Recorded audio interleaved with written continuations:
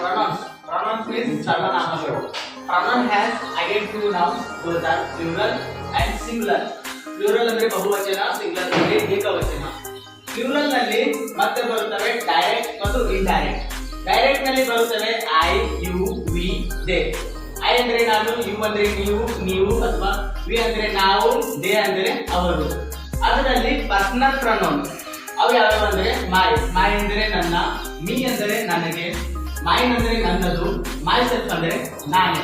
ಅದರಲ್ಲಿ ಮತ್ತೆ ಯು ಅಂದ್ರೆ ನೀವು ಅಥವಾ ನೀನು. ಯುವರ್ ಪರ್ಸನಲ್ ಪ್ರೊನೌನ್ ನಲ್ಲಿ ಯುವರ್ ನಿಮ್ಮ ಅಥವಾ ನಿನ್ನ. ಯುವರ್ ಅಂದ್ರೆ ನಿನ್ನದು ಅಥವಾ ನಿಮ್ಮದು. ಯುವರ್ ಸೆಲ್ಫ್ ಅಂದ್ರೆ ನೀನೇ ಅಥವಾ ನೀವೇ.